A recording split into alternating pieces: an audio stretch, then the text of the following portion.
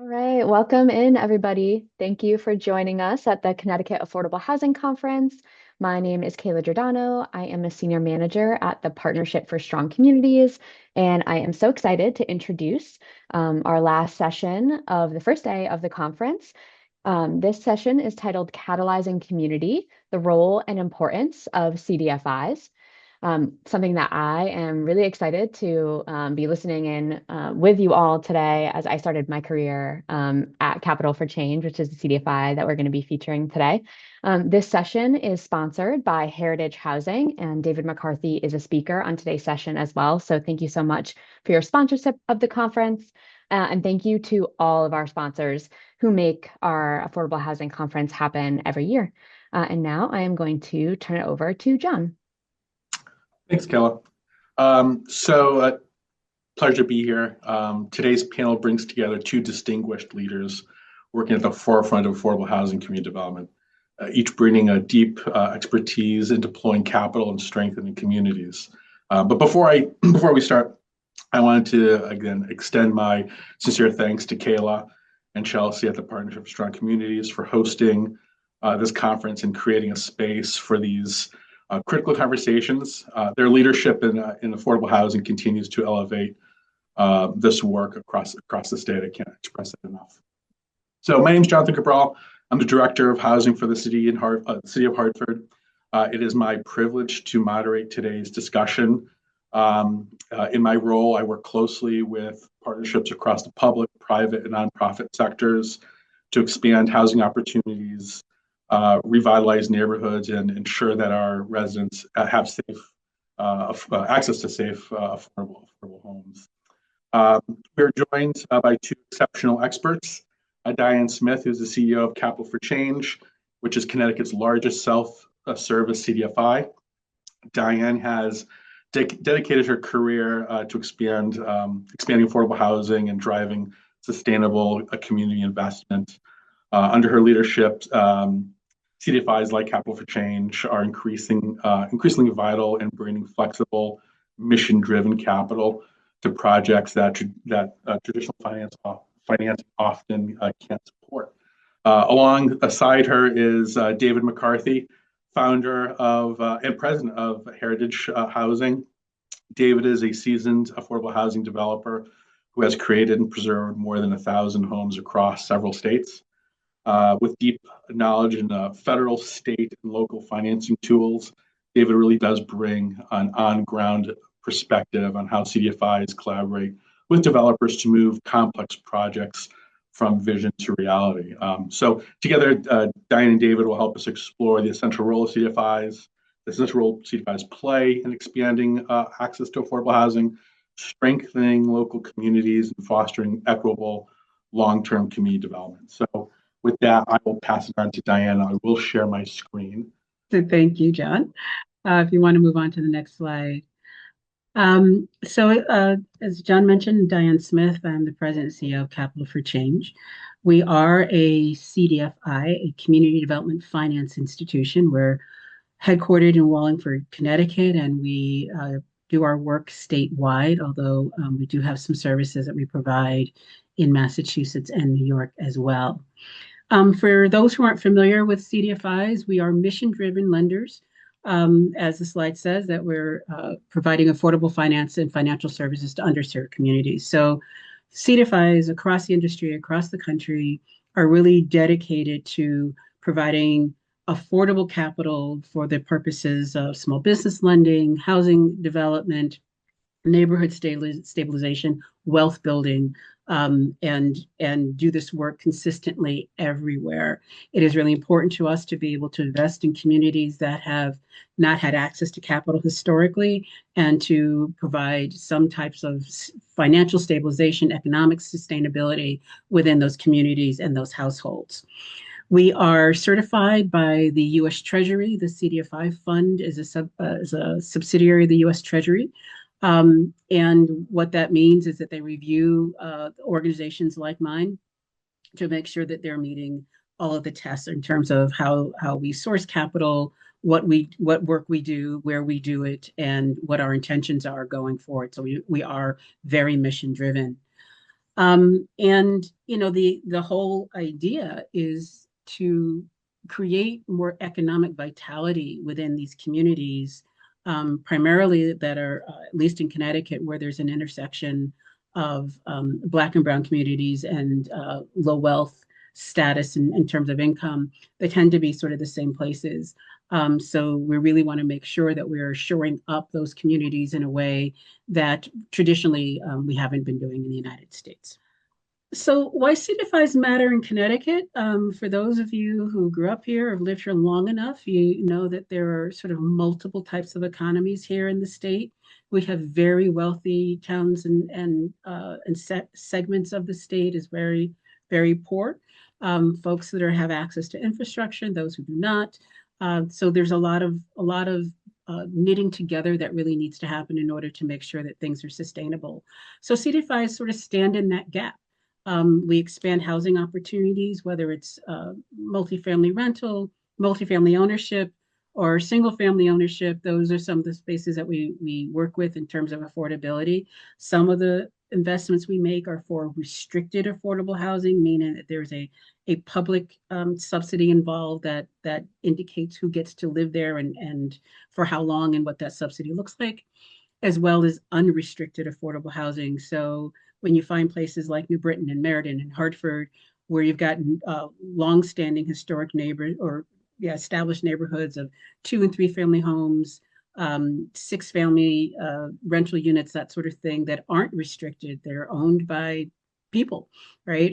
They're owned by landlords. They may be inherited, properties from family members that have just purchased and repaired and rented. So all of that is where with CDFIs really stand again in that gap.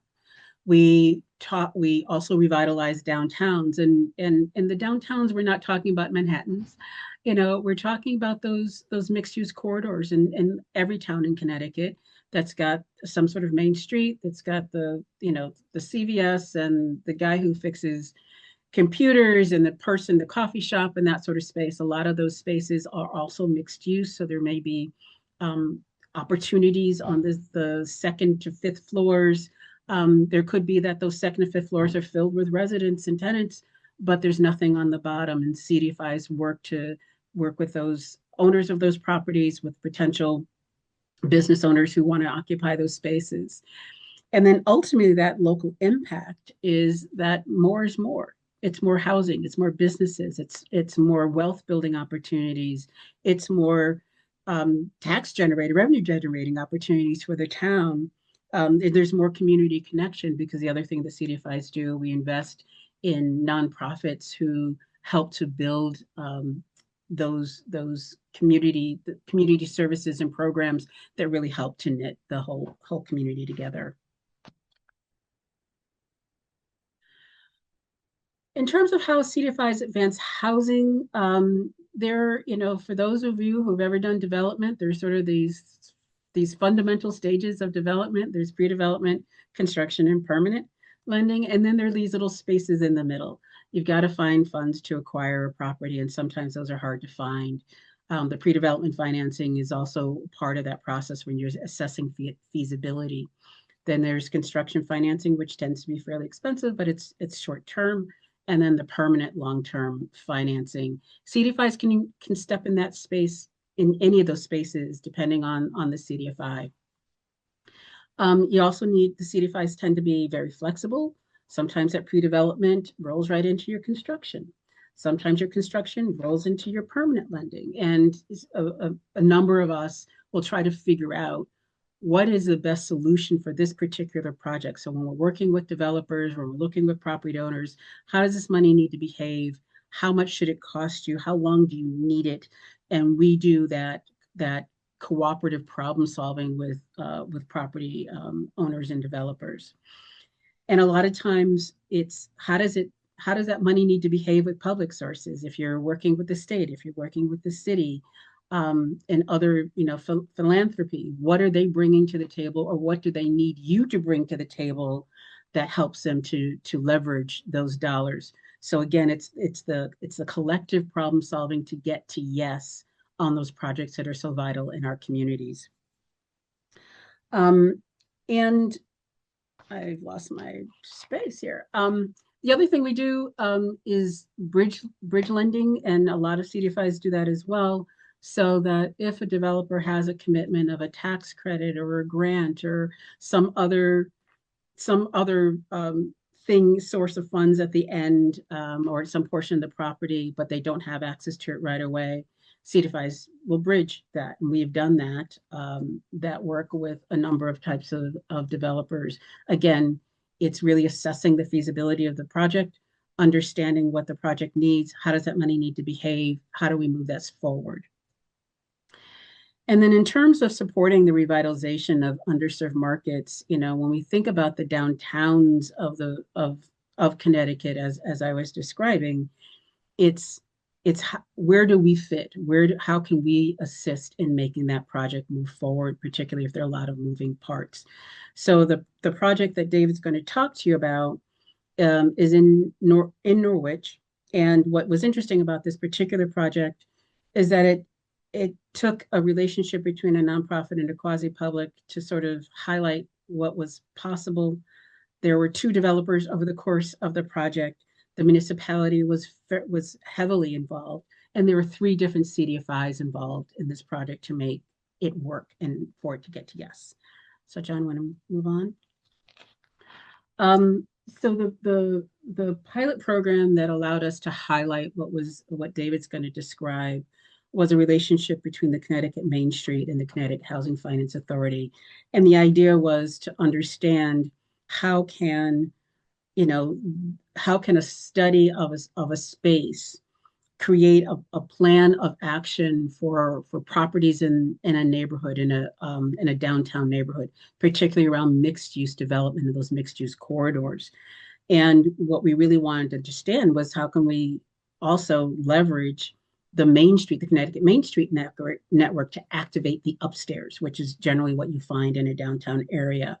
So in 2015, there was a study specifically done on Norwich that identified the Reed and Hughes building, a former department store.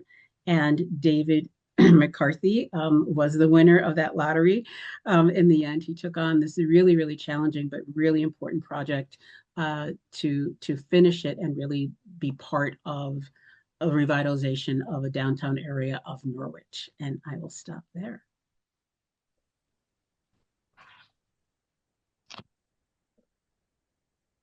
All right.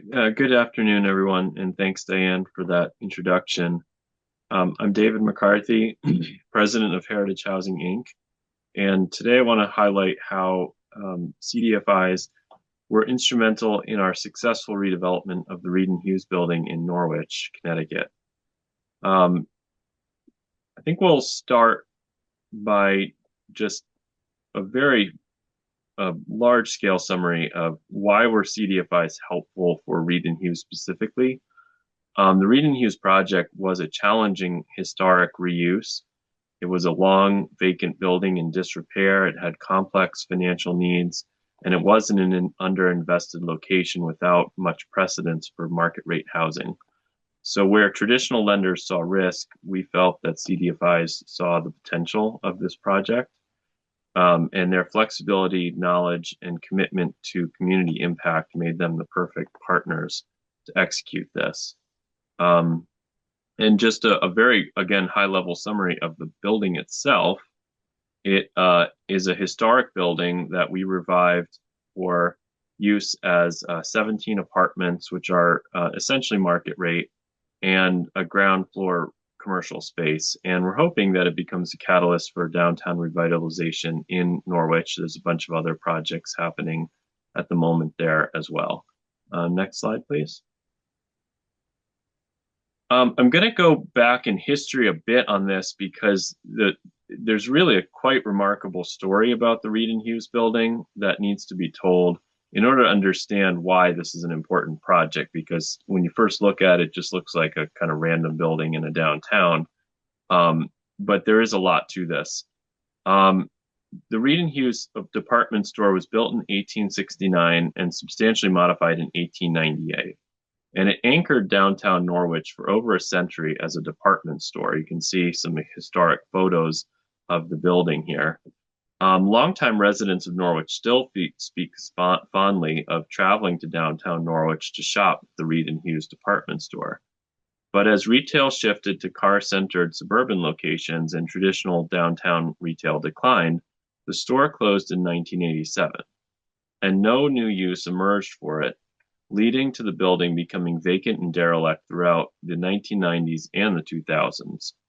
By 2016, after that come home to downtown pilot that Diane was speaking of, the city of Norwich decided to demolish the building, arguing that it had deteriorated beyond repair. This decision sparked a passionate response from preservation groups, local businesses, and community advocates. After a 5-2 vote in favor of demolition, advocates, including the Norwich Heritage Trust, mobilized, seeking help from SHPO.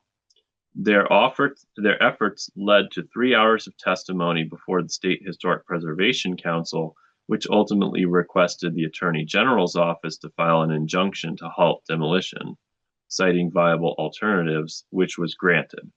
And so this building really came quite close to being demolished. A nonprofit developer stepped in to stabilize the building with support from the city and partners like Preservation Connecticut, LISC, CT Main Street, and Capital for Change. Despite financial setbacks and changes in ownership, the building was saved from demolition and set on a path to restoration. However, there were still many challenges left to tackle. The roof in one section of the building had collapsed, which required funding from these partners to stabilize. Additionally, the nonprofit developer was unable to successfully renovate the building and declared bankruptcy in 2021, once again imperiling the Reed and Hughes building. I think we can go to the next slide now. This just gives you a sense of the condition of the building when we first walked through it. We first became involved with Norwich with our purchase of the Warrigan across the street in December of 2020 from its original developer. Almost immediately, our phone started ringing off the hook with calls about whether we'd take a look at the Reed and Hughes building across the street. It seemed like a very challenging project. The building appeared to be barely standing, and walking through it reminded me of YouTube videos of visits to the Chernobyl containment zone. So naturally, we said, of course. As you can see from the photos, however, the challenges within the building were real. There were hazardous materials, an advanced state of deterioration, and many structural failures on top of market challenges in downtown Norwich, which had very little housing and an unusual building layout not suited for affordable housing funding programs. And that last point is probably one of the most important ones. Affordable housing financing can be a huge boost to buildings like to adaptive reuse, but not for buildings like this. It's just too small and it doesn't fit into the programs well. And that's really the reason the prior effort to renovate it failed. So maybe go to the next slide, please. So we determined that these were the things that this building really needed. We figured out, first of all, right away, that Reed and Hughes would only succeed as a market rate development because of its small size and its ability to meet many of the elements of the CHAFA design standards. We couldn't justify an elevator in this building, for example. We couldn't fit community space that's required. The prior plan had all that stuff, and it had gotten to an insane cost per unit that just wasn't viable at the time. To pull this, we also felt that historic tax credits without LITEX would be a simpler and less complicated execution, especially for a small project. A third point, which I think is really critical for buildings like this, is that we're a developer builder, meaning we do our own construction. And that was really a key to making it feasible. It's just a very small, very annoying project for most GCs to take on. It's kind of like change order city with, tons of unforeseen issues. Even building it ourselves, we ran into quite a lot of change orders. And I can only imagine what that would have been like with a third-party general contractor. And so, being able to take on that risk ourselves was really critical and own all of that risk. And then lastly, this was important for us and probably for many operators of a small building like this. We had a portfolio already in Norwich of 92 units. And so there was a property manager, maintenance staff available to oversee this. If we had had to step into a 17-unit building without that presence, it really would have been impossible to operate. And so I want to just dive into a little bit about how the CDFIs, actually, do I have a slide on this? Yes, I do. Couldn't remember. I want to dive into how the CDFIs made this possible. So the first step was really to enable us to acquire the building in the first place. It had been leveraged up with a lot of debt because of the stabilization challenges that I described earlier. The roof had collapsed. It had to get put back together again. There was a lot of abatement that had occurred already to address some like really unsafe conditions in the building.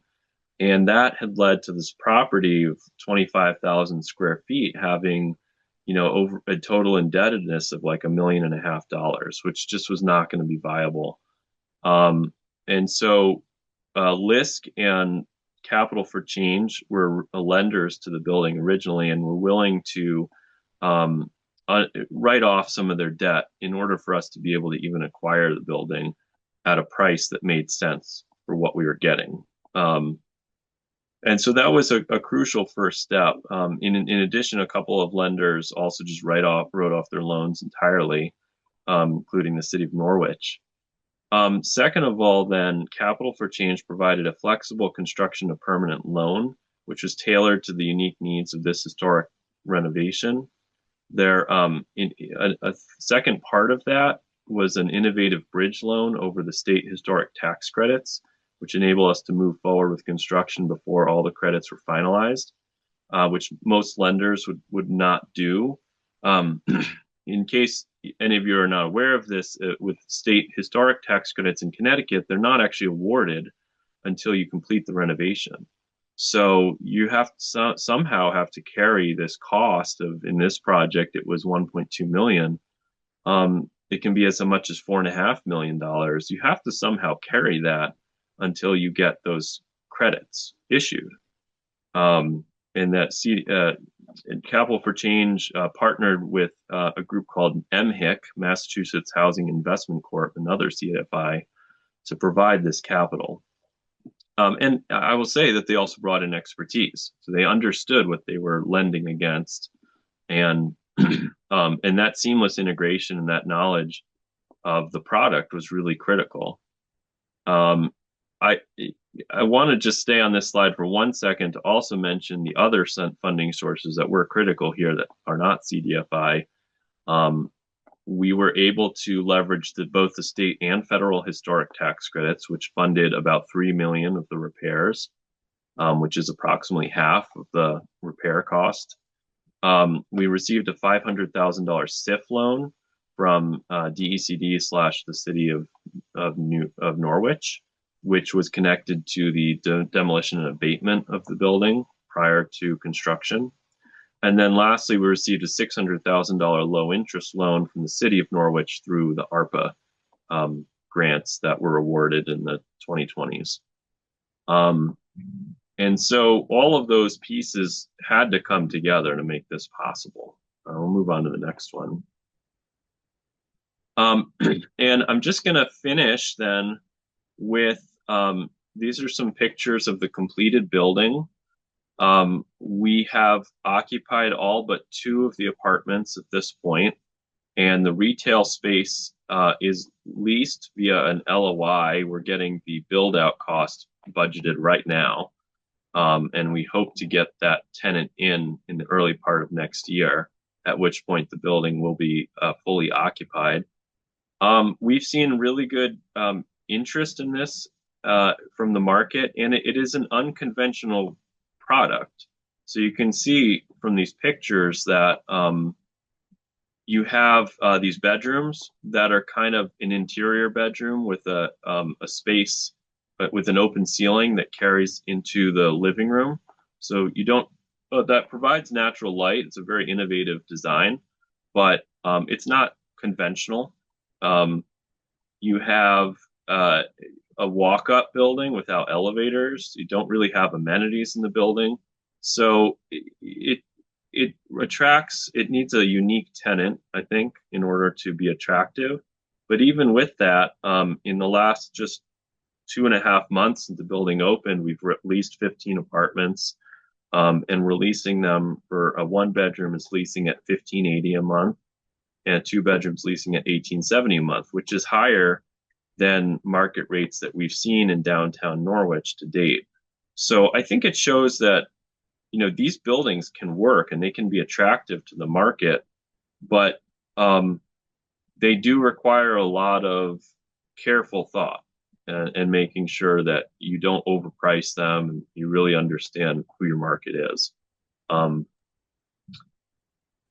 I just also want to finish up by saying, the key takeaways here about the CDFI is, or their role is that they were uniquely suited to a project like this because they provided expertise with a commitment to community impact. And they showed that in Capital for Change in particular by writing off some debt and then also providing new debt to the project.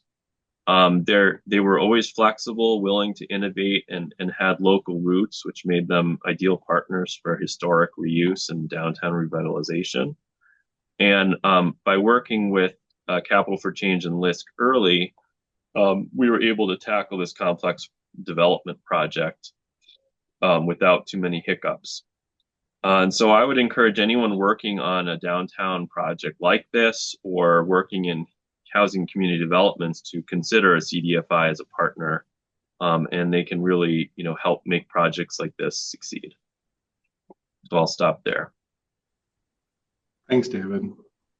Next slide. So I think some of the key learnings from this particular experience is that historic reuse increases housing supply, and I think we're probably entering into a phase in economic and community development where we're going to start having to look at adaptive reuse as we're seeing commercial spaces vacated and folks working from home and thinking about our commercial space differently. And this is a unique and really fascinating experience, and I'd love to see some of these historic buildings, especially in downtowns, being reused. So I want to thank both David and Diane for that. CDFIs can provide this, again, as David mentioned, this flexible early financing that is just crucial to making these projects work. Without those dollars, these projects just don't get off the ground. There's multiple layers. There's significant amount of resources provided by other lenders and from communities and towns and cities. But without those early dollars, often provided by CDFIs, they just don't get off the ground. So understanding how important those dollars are. Mixed use supports revitalize our downtowns, right? Without people living in our downtowns, we just can't expect our downtowns to be as vital as we would like them to be. And this project really is a poster child for that. And partnerships are needed, right? They enable these successes. So dating back to the Come Home to Downtown program, which was a pilot program that Diane had mentioned between the Connecticut Housing Finance Authority and the Connecticut Main Street Center, really highlighting the importance of getting these properties back into the market. And it was through that partnership that both Main Street Center and CHFA were able to get early architectural drawings, conceptual concepts of what the building could be, bringing the town of Norwich into the conversation to really highlight just how important this property is. And then having David come along and really save the building and make it a viable property again is crucial. And without those partnerships, this just would simply not happen. So I want to thank both David and Diane for that. So one of the things I failed to mention early on was that we do have a chat feature, and I would love for folks, if you have any questions, please put those questions in the chat feature, and we'll hopefully get to them with our panelists here. But I will kick it off by asking a couple of questions. So I know, David, this one I'm thinking we'll toss this into you first, because you've worked not only in Connecticut, but you've worked in several other states, including places like West Virginia and in New York, Massachusetts. So I wanted to get a sense from you, what are some of the unique characteristics here in Connecticut? What are some of the unique challenges you see, and potentially having CDFIs help bridge that? I had a little bit of a hard time hearing the question. Were you saying what are the unique unique challenges here in Connecticut, financial challenges? Well, Connecticut, has a lot of resources for housing developers that many states don't have. So I think that's one of the things we're doing right here that make projects like this viable. We own a building in downtown in a small town in Pennsylvania near Pittsburgh, and the downtown is just really a wreck. They just don't have the funds to renovate any of the buildings around us. So I think that's something we're doing right here. I mean, the biggest challenge in Connecticut, which is not going to be a surprise to anybody, is just the high cost of work, of construction in the state. It's the Reed and Hughes building, it's very expensive renovation. It was like $350,000 a unit to repair that building. Our code is, a very demanding one. In the building code in Connecticut is demanding. Our labor is expensive. The costs per unit are just high here. And, there's been a lot of analysis about why that is. And, even a project like this with no prevailing wage requirements, no affordable housing requirements, you're still just paying a lot to do this. And so it requires a lot of creativity. Diane, from your experience, I mean, you've talked to other CDFIs across the country. Does Connecticut have sort of a unique CDFI ecosystem here that supports developers such as David? I think it does. I mean, David started with describing how both LISC and C4C were early adopters on this project. And after C4C got more involved in the construction side, we pulled in the Massachusetts Housing Investment Corporation. So, what I like about the Connecticut ecosystem, we don't have a formalized coalition. There are states who have a formalized coalition of all the CDFIs who do housing development in the state or finance that. We don't. We have this really interesting collaboration, cooperation. We know when to call one another. I know I can pick up the phone and call Jim Horan from LISC. I can talk to Kylie Goslin from HDF. I mean, it's not hard to find your partners. And even for some of the regionals like Blue Hub and NIMHIC and Leviticus, we understand how to leverage one another. And I think that is really beneficial. I did work in Massachusetts for a while myself, and there's clearly a lot of activity around the greater Boston area, but for the balance of the state, it is harder to get that sort of collaboration sort of structured. There's not the same sort of infrastructure for it that I see in Connecticut. That's interesting. Yeah, David, a question came up in the chat, and it's an interesting one. I think it's early days, but have you seen signs of redevelopment interest in surrounding maybe underutilized properties? We have, yeah, absolutely. I mean, we can't take credit for that. The city of Norwich is doing a tremendous amount to revitalize its downtown, and so all the credit really goes to them. But we own this building, the Warregan, which was a repurposed hotel across the street from the Reed and Hughes building. On the street that the Warregan's on, there are currently 3 market rate properties in various stages of being redeveloped. 2, I think, are completed and in lease up, and 1 is under renovation. And about a block down the road, there's another redevelopment project going on. They're all similar in scale. That one, I think, is also in lease up. They're all similar in scale to Reed and Hughes. They're like, 20 to 30 unit projects. They're historic buildings. And after many, many years of like very little happening in downtown Norwich, it does feel like there's some energy down there now. and projects are happening. That's exciting. That's really, really exciting. David, I know you and I have talked, and you've mentioned other sort of success stories with working with CDFIs besides this building. I know you want. Would you be willing to share some of the other success stories? Yeah, sure. I mean, we partnered with Capital for Change on another unique loan for another vacant and dilapidated building in Hartford called Barber Gardens. It was a real failure of kind of the housing system.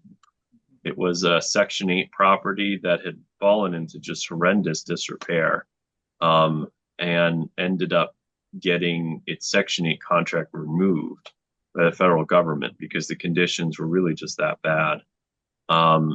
We bought that building as a vacant building with no Section 8 contract in North Hartford, in the northern part of Hartford, which was, I mean, a very, very dicey situation for any lender and for any property owner to enter into. And Capital for Change, stepped up and provided a loan that was about, if I remember right, it's like 75% of the cost to acquire, which is a lot higher than most conventional lenders would go. I mean, I think we'd have trouble getting a bank loan for 50% of cost for that project because it was uninhabitable.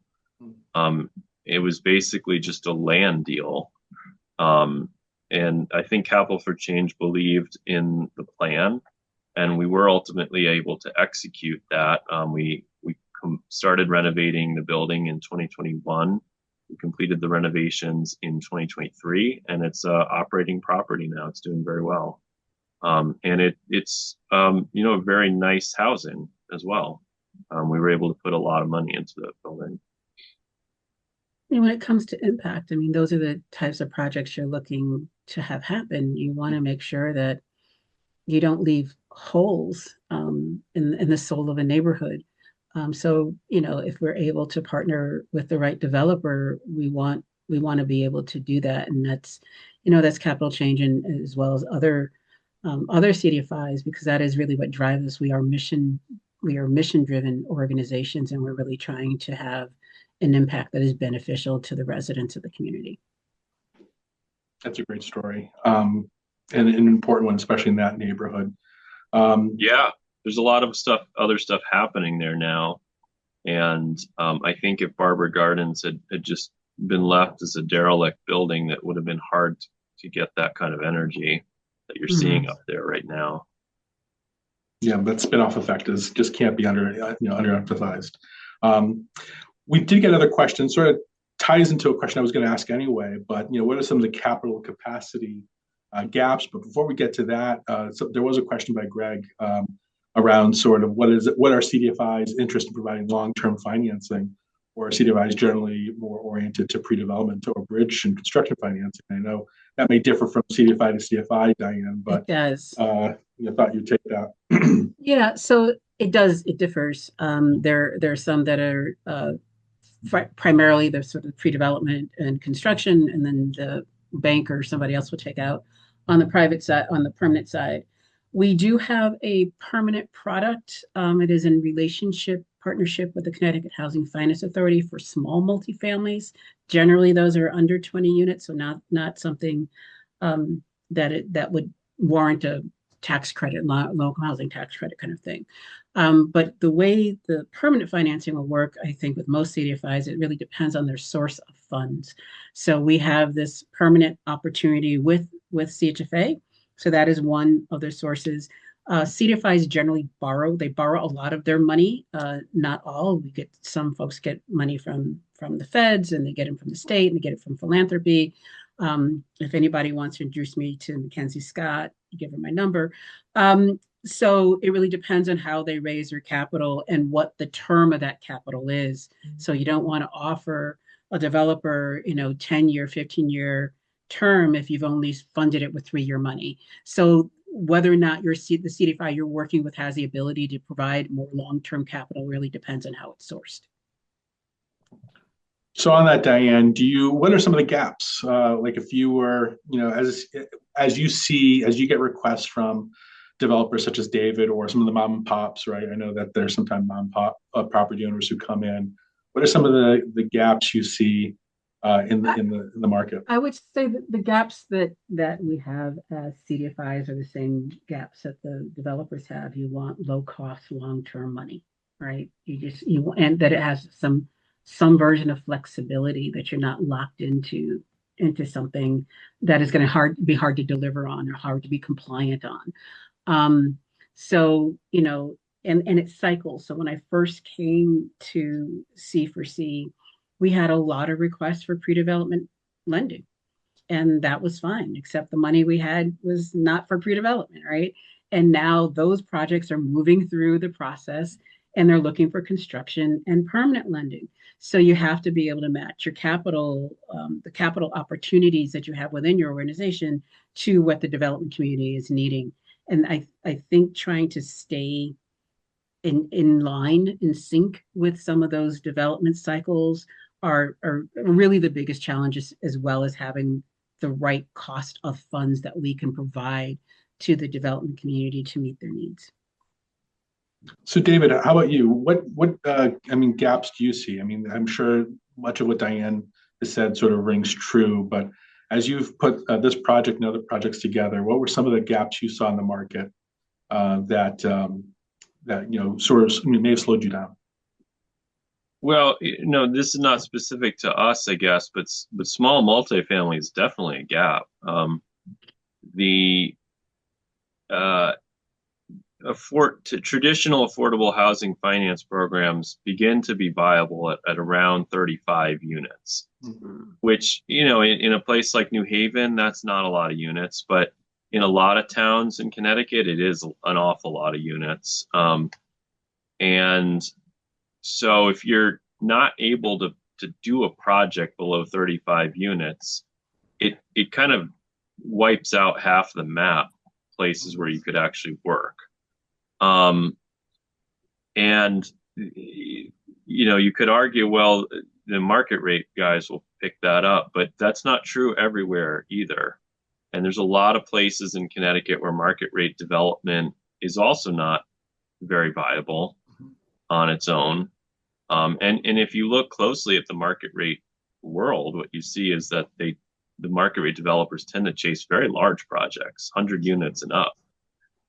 So, a 17 unit project with 2,000 square feet of retail is actually, basically a gap that there's not in some town, New Canaan, Darien, you'll definitely be able to build that.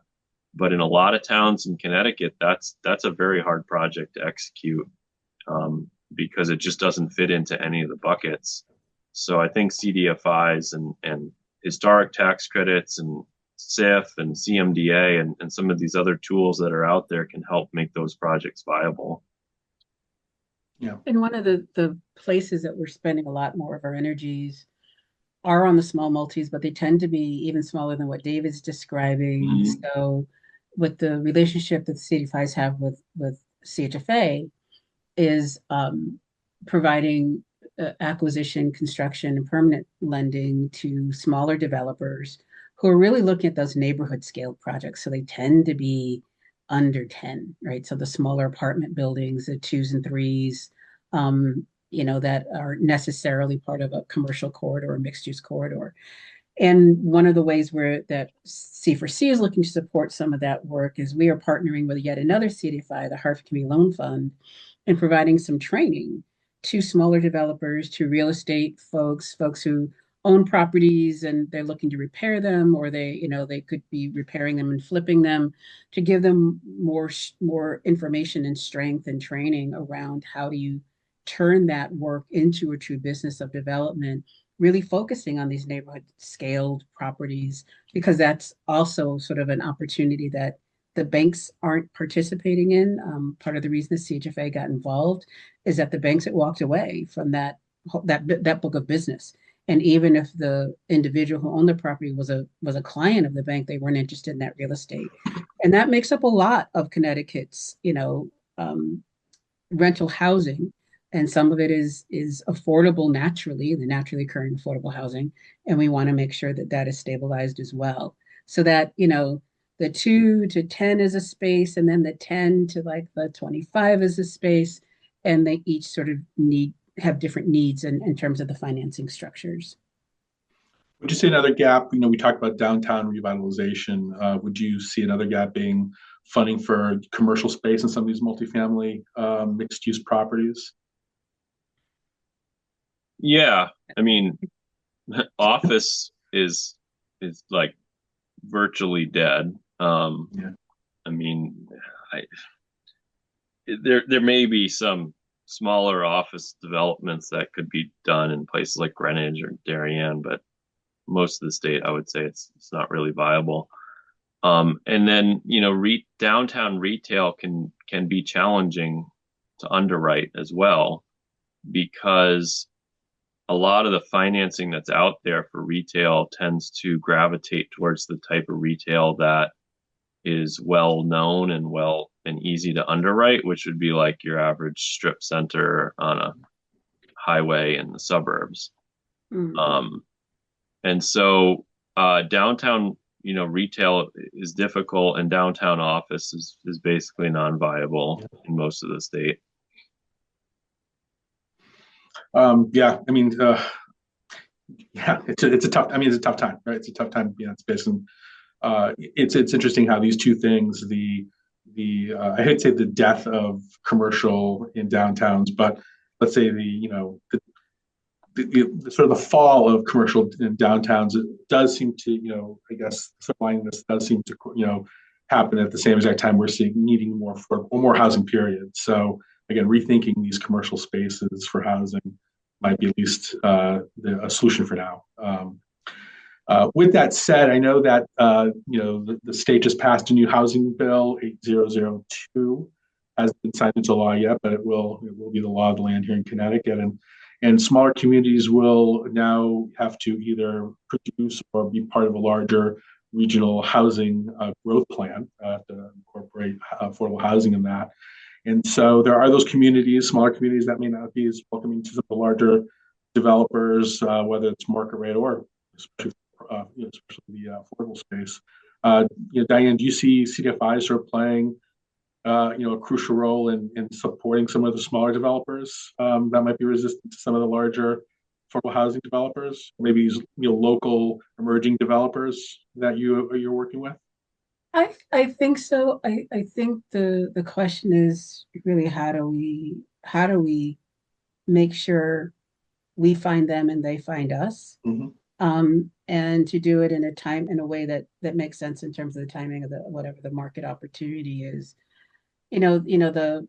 Every version of a regionalism has been met in Connecticut with some resistance. And work that I've seen in communities where they fought tooth and nail, like, this doesn't make any sense. This is, we really want to support our own residents and blah, blah, blah, blah, blah. When the project is said and done, it fits really nicely in the community. People move in, they become neighbors, everything's fine. So, it takes some experience, I would say, and we really want to make sure that we as CDFIs are participating at the right level, with the right tone, with the development community in a way that the communities can be comfortable in moving things forward and just getting this work done, because there's such a high need. As a follow-up question, there was a question in the chat. And the question was, do CDFIs have geographic focuses or limitations, either formal limitations or underwriting considerations, whether urban, suburban, or rural markets? It really depends on the CDFI. I would say, as the industry, there are sort of two objectives in terms of the CDFI fund and us meeting our tests. There are things called investment areas.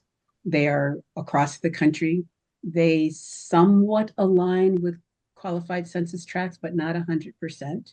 So we have to, if that is a target market for us, investment areas, we have to make sure that 60% of our lending goes into those spaces, as well as 60% of the number of loans that we do go into those spaces.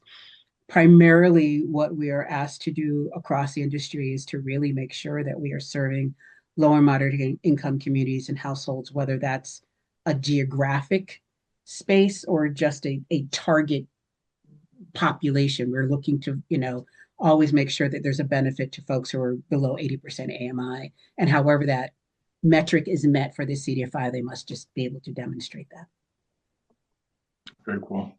Jonathan, it should be mentioned that there could be some real synergies coming in the next year with CDFIs in that the Opportunity Zone program just got a reboot in the One Big Beautiful Bill, and it's going to be coming back around again next year in the form of a 10% capital gain step up is going to be uniform and permanent for projects in opportunity zones. And then a project in a designated rural opportunity zone is a 30% basis step up, which is really significant for those rural opportunity zones. And we will have some in Connecticut for sure. And then lastly, the other change I see relating to what we've been talking about here is the rules for a renovation project changed substantially. It used to be that you had to spend at least 100% of the basis on renovation. It's now 50%.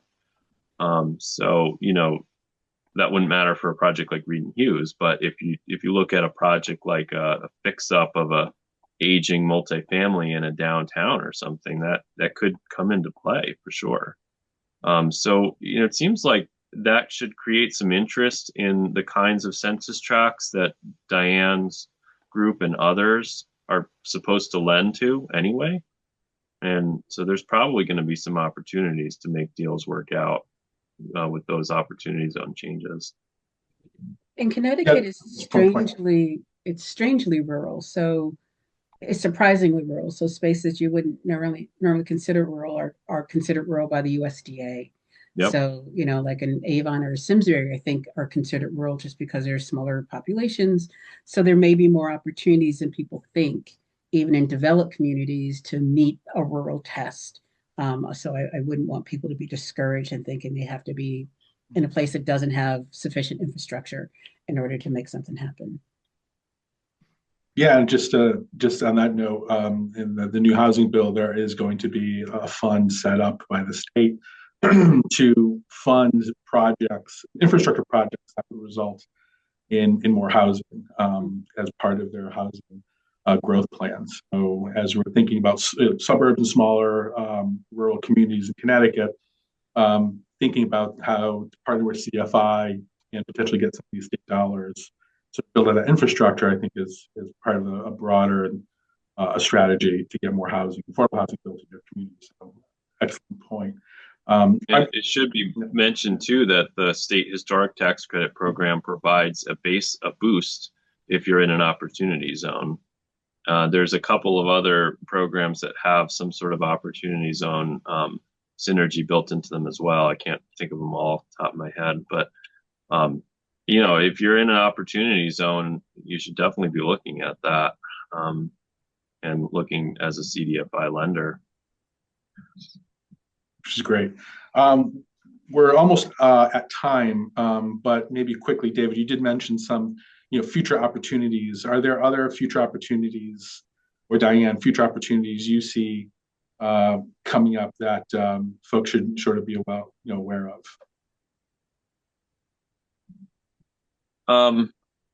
Well, we're definitely waiting to see where Opportunity Zone goes because we think that's going to be a really interesting opportunity next year that could unlock a lot of projects towards more viability. We think that the home ownership program is definitely something that is probably going to gain more steam next year. We're definitely looking at it. We haven't found the right opportunity, but I think there's more of a focus on that than I've seen in a very long time. And I think, Diane, you guys are equipped very well for that space between the lending you do to homeowners and the construction lending that you do. Yeah, I was going to mention homeownership, affordable homeownership. Yeah. It has gotten a light that I haven't seen in quite a while, and we are actively pursuing that. We work with Department of Housing on a product to do construction for affordable homeownership. I know the HDF is also doing work around affordable homeownership development. They also do mortgage lending for affordable homeownership. So there's not a lot of opportunity for the CDFIs to be working together around that. I did not mention earlier because it really wasn't part of this talk, but C4C also provides lending, energy efficiency lending to homeowners and to property owners. And while the tax credit situation isn't as favorable, Connecticut is still an oil and gas kind of space. So being able to maintain those systems, to replace those systems, to repair those systems are still necessary, for folks to be able to assess in their properties.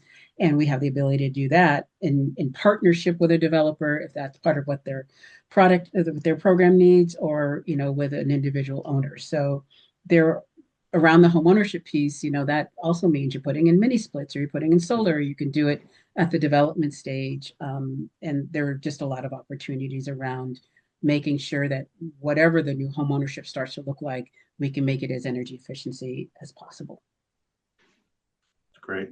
So we're almost at time. I just want some sort of parting words from my perspective is that I want to emphasize that for those who listen to us, whether you're a developer yourself or you're in a municipality and you're thinking about your housing growth plan and trying to meet your affordable housing goals, engage with developers like David. I think are crucial in that, and engaging with the CDFIs.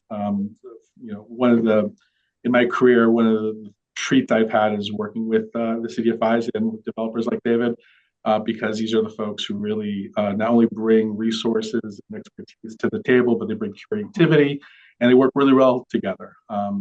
There are a variety of number of CDFIs in the state, and one of the things I love is that they all work, play really nice amongst each other and co-fund things. And it's a special group of folks. So, and for those on the call who are funders or policymakers, support the CDFIs, support their capacity. I think it's important to understand that there are many types of projects that rely on funders who are focused on not only providing the dollars, but the technical assistance that CDFIs provide, that traditional lenders simply do not.